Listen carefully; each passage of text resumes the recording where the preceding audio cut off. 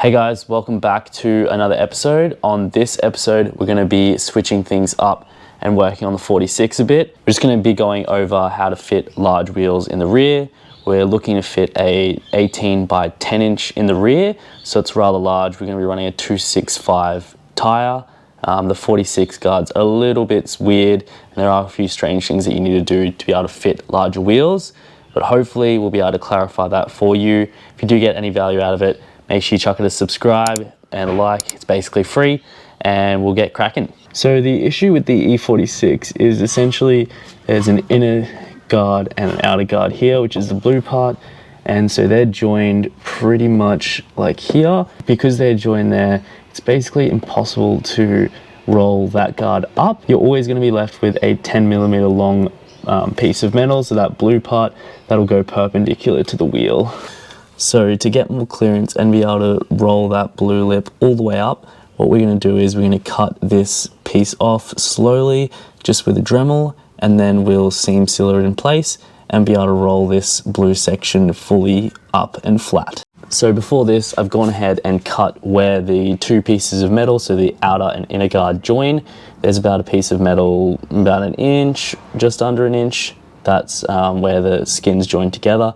And then there's seam sealer on the top of the guard. So you need to remove the seam sealer, cut that part off, and then you can start to split the inner and outer guard. That way when you cut this off, it'll just come out nice and easy. So we're just gonna go ahead and use the Dremel now, just chuck it on time lapse, and we'll just slowly cut that section out.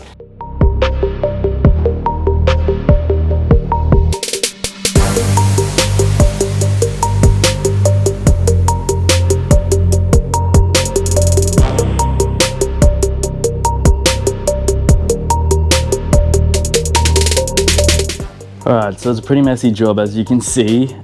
So we've basically managed to cut this part off. Just being really careful because it is sharp, and we might go a bit more than this, but we'll just see how that fits for now. And we pretty much cut it all the way across, and in this section I'm sort of cutting down just to make sort of like an arc with the guard at about 1 inch up.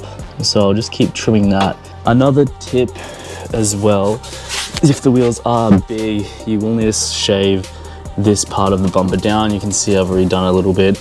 So yeah, you can see here where the tire's rubbing, so we'll need to clearance this section, and once that is in there, we should have a lot more clearance as well. There is also a start up here, which I've had to clearance myself. Now what cutting this out is going to allow us to do is roll this lip up all the way, so it's pretty much perpendicular, completely folded into the guard.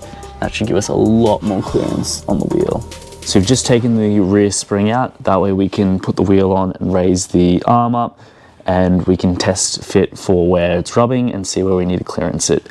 The beauty of running divorced in the rear is that you can take the spring out pretty easily. Mine just came out without even having to do the rear shock, which is pretty much just because we're not running many adjusters. It's just this one. So yeah. So we've jacked it up. We've pretty much at where essentially the ride height will be. You can see we have good clearance on the lip here. There is a bit of a problem that we have to roll here. She's touching there, as well as this bumper is a bit of a pain in the ass. So what we're gonna do is we're gonna just trim the bumper a little bit more. Just gonna use masking tape to mark the areas that we need to roll a little bit. That way we can remember. So pretty much here, and the rest seems okay. So you just have to roll this section here, get it a little bit wider. There we go.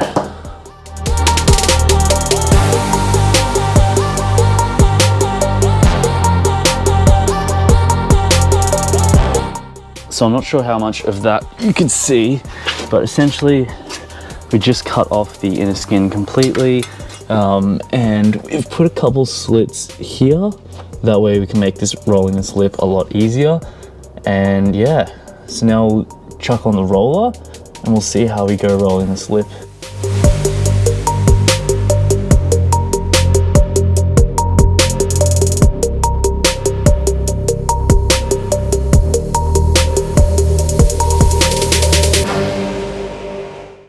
So now we've got the guard roller into position. It was a little bit tricky. I had to remove one of my studs and just go back to using the bolt to get it on, and I had to remove the hub centric ring, but we've got it there. So you can see we've got it all set up. Essentially we want the roller to be perpendicular to the guard, so that way it pushes it evenly in. So you can see here it's almost at the angle that we want the guard to be. Might actually adjust it so it's a little bit up.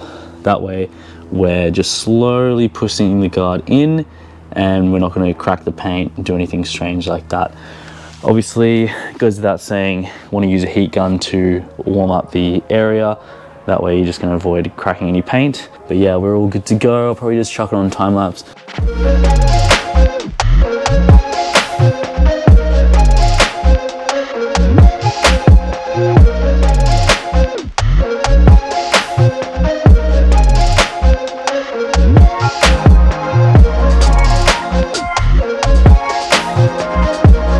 Alright, so here's what the guards look like after they've been rolled. So you can see this lip here, I've just folded it a little bit tighter. We do have a little bit of clearance there, so it's not really an issue. The issue is here, and you can see, if it'll focus, we've rolled this lip all the way up. We might need to cut a bit further here, but we'll see how we go. So now we'll just test fit the wheel, just without the fender liner, and we'll see if it's rubbing anything.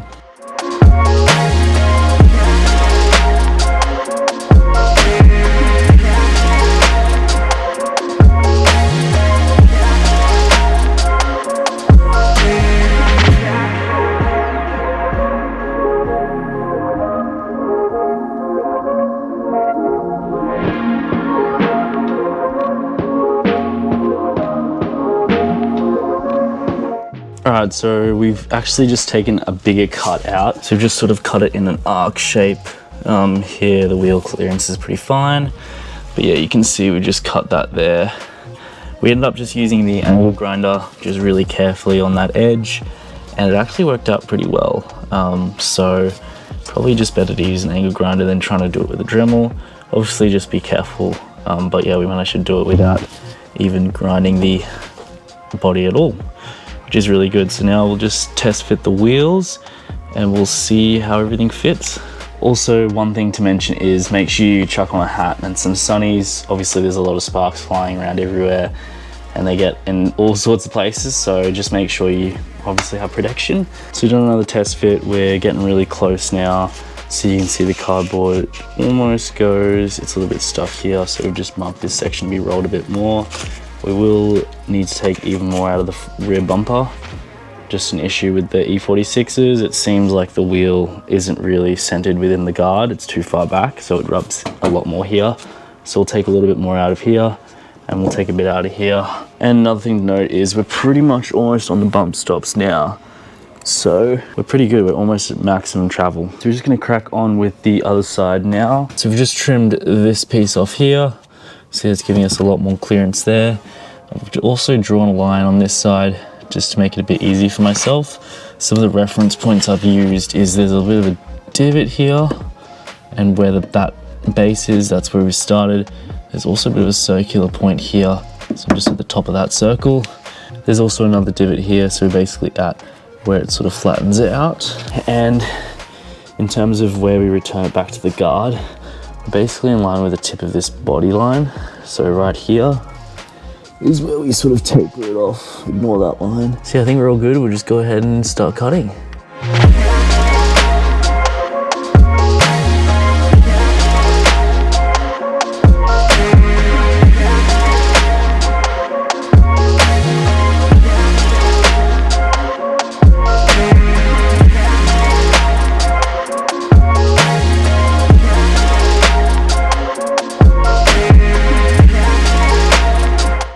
So just finished cutting. Here's the part that came out. So yeah, about 30 centimeters all the way around. So basically just use the angle grinder to get the main part, and then towards the edge gets really close to the body. So I just use a Dremel and just do that last little bit. And yeah, it's pretty easy. Now what I'm gonna do is undo the bumper by these two bolts. Then we'll be able to lower this one and we can just start the clearance. I've marked it out here. So it's about 40 millimeters from where that body line is. And then we'll just start to cut away at this intersection as well as the top section here where it kind of cuts in. That way we can fold this top lip up with the roller.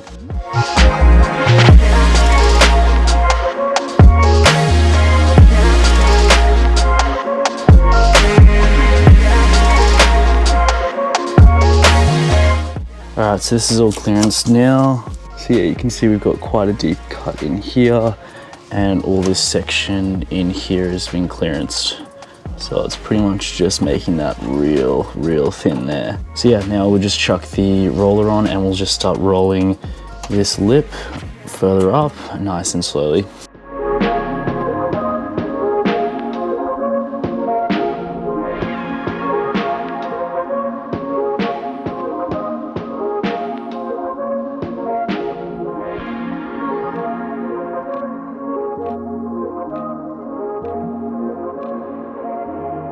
So yeah, we just finished rolling, so you can see up here, all this lip has been rolled in.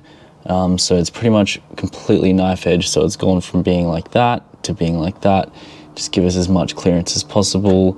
It's really tricky with this section here because the guard roller can't really get in, but we just sort of used the hammer, used a bit of heat. We did crack the paint just a wee bit, but it is really hard to get that sort of body line to hold, just because it does like to sort of flex and stuff like that.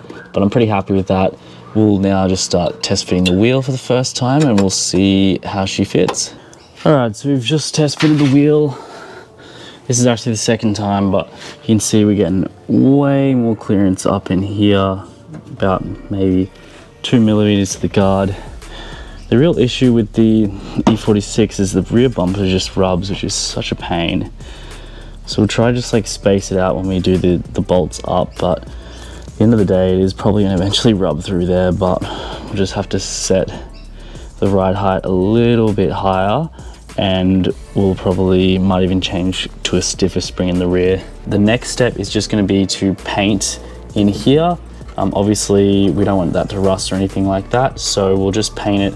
I've got some hammer finish. I've used it before on the rear subframe, or the underbody where the subframe mounts go when we've reinforced them. So had good luck with that paint and just works. Yeah, so this is the spray paint we're going to use. It's just like a coating. You can get it away with any sort of body paint, but yeah, we'll do a couple coats of this. That way it'll keep it nice and protected and won't get rust. So here's the final product. You can see it's all painted now. Went a bit overboard with it just to get any bits that we missed. So the next step is just going to be cutting the fender liner in the back here. So this big section you can see here, it's rubbing, so we're gonna take it off and then sort of trim this boxy section out. That way we just get a bit more clearance.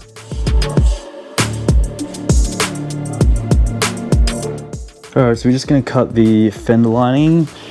So you can see, just drawn a nice sort of line there. So yeah, it's pretty much where this bulge is here. You can see we're rubbing previously. So I've just cut a line straight there. Just tried to keep them as even as possible. Obviously you gotta take more out of this side, which is the right side, just because it goes higher up on the guard. So yeah, we'll just trim them up.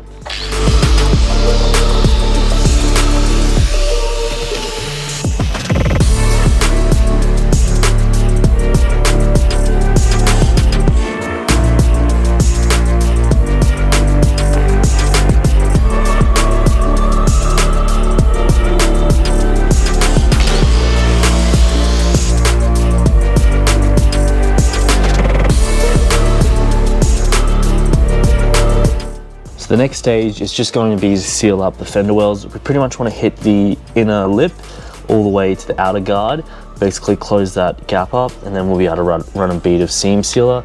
That way it's all protected, we're not going to get any water anywhere, and hopefully the rust will stay out. Not sure how much I'm going to be able to show, but I'm just going to try to use a hammer and dolly and just slowly massage that guard out. We'll see how we go. Okay, so update. Didn't really have much luck with just hitting it So I've actually had to just cut a few slits just to make the metal a lot easier to work with. Just because of the curvature of the guard, it makes it really hard to hit it just because you'll have to expand the metal. So yeah, we've just cut a few slits there. Should be fine. We'll just be able to run a seam sealer down them so they'll seal it up. And yeah, it's pretty much like really pretty tight on the guard there as well. So that side's all done. Okay, so we've managed to do the other side. We've actually managed to get it really tight on this side.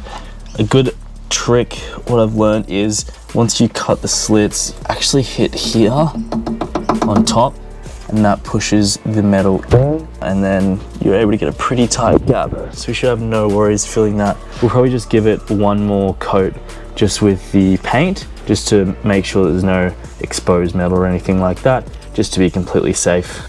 Okay, so we're up to seam sealing the car now.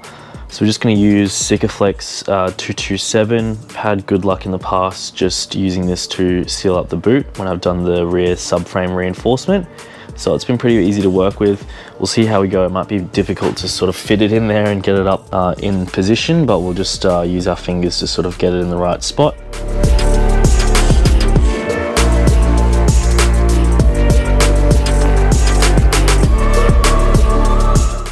So we just finished seam sealing the car. Just put a bit of tape just so I didn't accidentally touch the outside paint with my dirty gloves. But yeah, you can see seam seals all in there. So you just gotta wait for it to dry. Then we'll give it a coat of paint. Here's the other side. So yeah, pretty much the same. All the way there. This section here required quite a lot because there was quite a big gap. Now, just a trick I've learned from the old YouTube is just to keep this fresh, just in case we need to do another coating. What I'm going to do is just put a glove, finger of a glove, there we go, and squeeze it out until you can feel the seam sealer there, and then just push it back onto the tip. So what will happen is that'll dry and then it'll just form a little plug, and then when you're ready to use it again, you'll just pop this out and it should hopefully be good to go, just in case we need to use it again. Also, just a thing to note, if I were to do it again, I'd just put like masking tape on the edge of the seal. That way, once it dries, you can just rip the masking tape off and you'll have a real nice line between the edges. Done it on the guard side because that's obviously most important, but yeah, probably a good thing to do. Okay, so the seam seal is now all dried. You can see under there, she's looking pretty good. I actually messed up and got the white seam sealer. The version comes in two different colors. I actually messed up and got the white one, but it actually ended up better because I was able to see the gaps and be able to fill them a lot easier. So I'd probably just recommend getting the white one because it's a lot easier to see against the black body. We're going to spray paint it anyway, so it doesn't really matter. But yeah, now we'll just hit it with a coat of paint. Just did also want to mention, I've just chucked a zip tie in there, not sure if you can see, just to pull that up because it deleted the bracket that used to hold that up. So that's no longer sagging. It's pretty solid there as well. I'll show you around the back. But yeah, just like that. And then if we need to remove the bumper in the future, we can always just cut that zip tie. All right, so here's the final product. We've obviously painted the seam seal black. Not that you're ever gonna look in there, but you can see it's all nice in one color. It's all good to go. I bet you're wondering what the final fitment is like with the wheels. Well, you'll have to stay tuned for that one in the next video. Just kidding, this is what the wheels look like.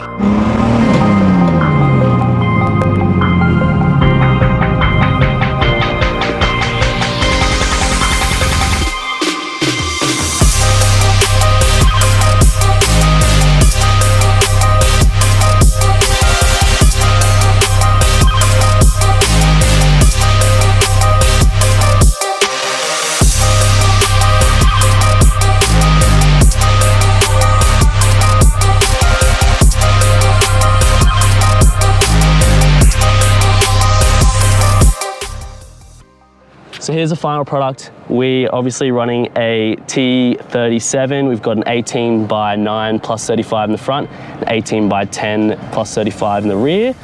So these are Saga S Pluses. They don't actually come in 5x120, so we've had to get the PCD of the wheels re-drilled from 5x114.3 to 5x120 to fit, just so we can get the right specs to run a 10 in the rear. So yeah, super happy with how they've came out. Obviously running 10-inch wide in the rear on stock body E46 is pretty unique, and obviously it was quite a lot of work to make it fit, but hopefully it's has given you enough confidence to do this on your car.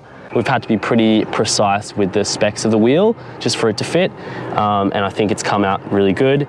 On the front as well, it looks really good behind the 4-prop Brembos, so I'm really happy with how that's turned out. So we're running a 265/35 in the rear, and we're running a 245/35 in the front. We're running a Nankang NS2R.